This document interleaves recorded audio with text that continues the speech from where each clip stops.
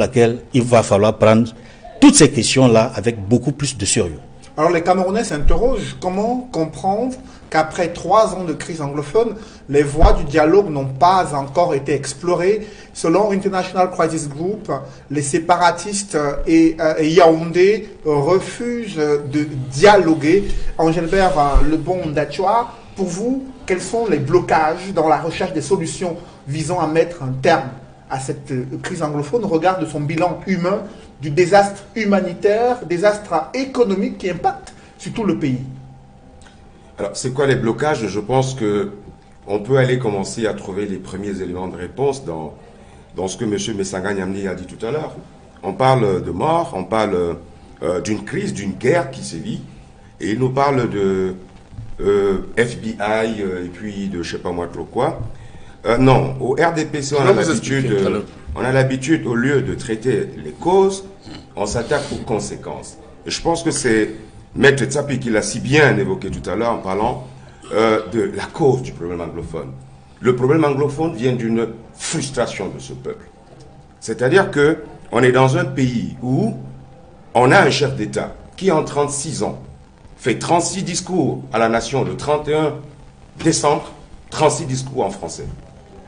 On a un chef d'État qui, en 36 ans, s'est adressé 36 fois sa jeunesse, c'est-à-dire le fait de lance, et ces 36 discours sont en français. On est dans un pays où, quand on vous dit qu'on a un lycée bilingue, vous arrivez dans ce lycée bilingue, il y a une section francophone et une section anglophone, séparées par une barrière. Donc, ça veut dire que, voilà des gens avec qui on a décidé de vivre ensemble, avec qui on a passé un gentleman agreement, qui, à un moment donné, se sentent floués. Au début de la crise, quand mon ami l'honorable SDF Joseph Wirba disait « When injustice becomes a law, resistance becomes a duty ». Quand on a dit ça, on a compris la crise anglophone. Alors, pour résoudre la crise anglophone aujourd'hui, il n'y a pas un autre choix que de dialoguer. Ça bloque justement parce que nous sommes aujourd'hui dans un pays dictatorial. En dictature, on ne dialogue pas. C'est leur façon de faire. On ne dialogue pas, on réprime. Parce que pour eux, ils sont toujours les seuls à avoir raison. Ils n'ont jamais pensé un seul instant qu'ils se sont trompés, qu'il faille s'asseoir avec le vis-à-vis, discuter et voir ensemble ce qu'il y a lieu de faire. Donc, blocage, je suis bien fondé de vous dire que le blocage aujourd'hui vient de nos gouvernants. Parce que tout le monde, le MRC, depuis 2016, depuis le début de cette crise, a dit comment est-ce qu'il fallait procéder pour en sortir. 1. Le dialogue. Un dialogue inclusif. 2. La libération sans condition de tous les prisonniers arrêtés dans le cadre de la crise anglophone. Il n'y a pas plus compliqué que ça. Mais, au lieu de le faire, qu'est-ce qu'on a fait? Qu'est-ce que la DPC a mis en place?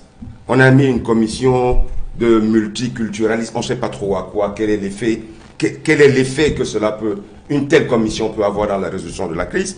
On allait créer des commissions de désarmement, de réintégration. On demande aux gens de déposer les armes. Vous demandez à quelqu'un de déposer les armes. Vous lui avez dit quoi pour qu'il dépose les armes? Vous lui avez dit quoi? Il dépose les armes au nom de quoi? Donc il était là en balade, il a pris les armes pour se balader. Et une fois donc qu'il a fini sa balade, il dépose les armes, il rentre où il vient. Soyons sérieux. Rien n'empêche à ce gouvernement de dialoguer.